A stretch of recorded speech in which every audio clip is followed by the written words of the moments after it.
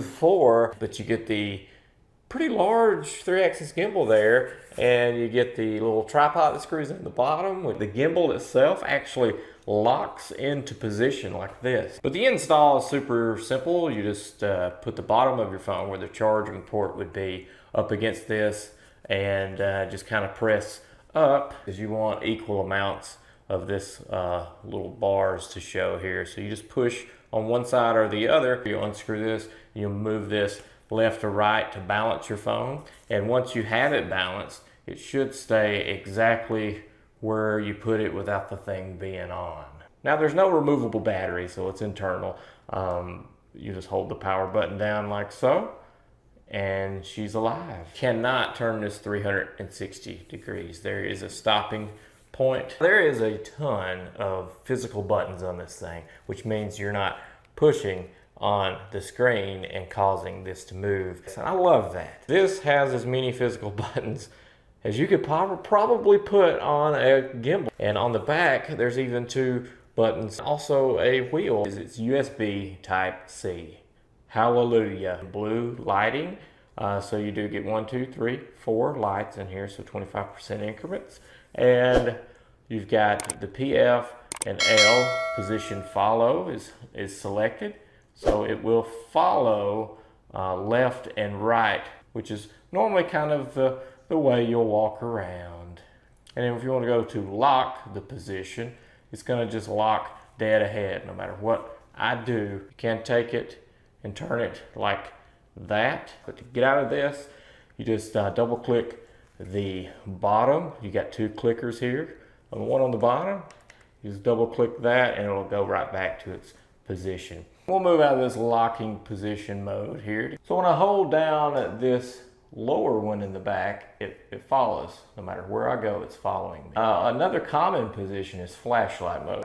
I'm extending my arm out to video, and by doing that, it's like a shock absorber. Like I'm able to absorb a lot of movements while this is just naturally positioned. All this is absorbing that, and it's different than this. The top clicker, if you hold it down once, right? See, this is normal speed.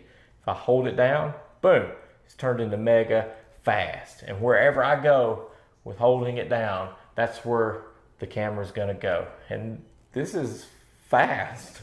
My camera's pointed up because it follows my hand movements no matter where I go, right? So double click the bottom to reset. But this is a cool thing. Whenever you double click the top one to put it into that kind of sport mode, okay, now the camera's gonna stay straight out. It's not gonna follow up and down anymore. It's just gonna really stick with me going left to right, but it's gonna keep, so whenever I'm running around doing some shots, I would probably wanna hold it in that position, right? Because it's following everywhere I'm going a lot faster than what a normal gimbal would do.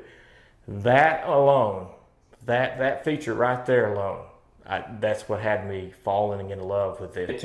You can do this in portrait mode. You can use this in portrait mode, but do people really use a gimbal for portrait mode? So once we go into the ZY Play app, we'll hit connect to device to connect to your gimbal. And if you have an issue, I've gotten into a habit of just toggling my Bluetooth on and off. It helps before I go into something. I just know I'm just gonna toggle that Bluetooth on and off and then go into the app. And normally that has solved a lot of my problems with connecting. Got record, which will record video. This will take a photo. And this can turn on, you see the blue, it says change to autofocus, but I can use this wheel to pull the focus.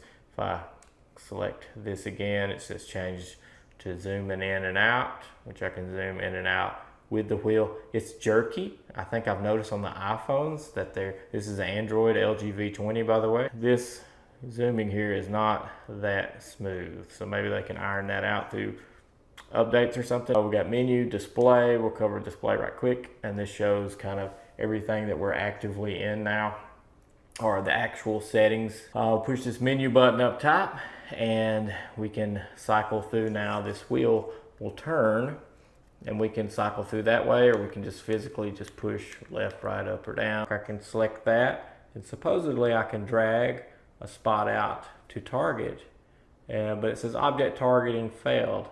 No matter what I do, it won't focus on anything. In the process of doing that, let me get out of that. In the process of doing that, it locks the gimbal into position lock, and it won't get out of the position lock. So I have to turn it off. So for $139, do I recommend this? I would recommend this for iPhone users because apparently that's not an issue from what I gather on. In the comments section down below in the description, whenever they change this through firmware, I will change that and say it's fixed. It's a go.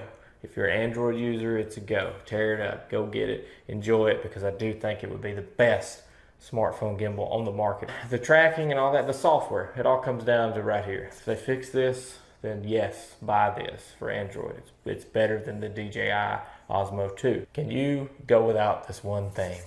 The joystick in the middle. Can you live without that?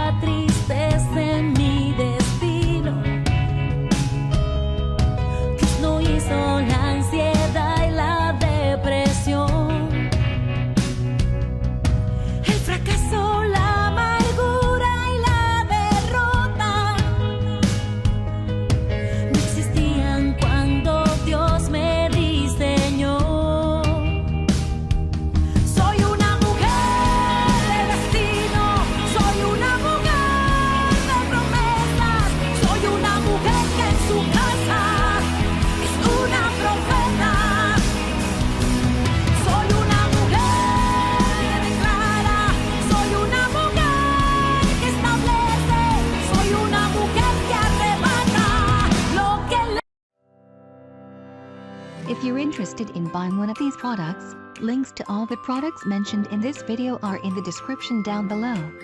If you like and found this video helpful, don't forget to give a like, comment and subscribe. Thank you for watching.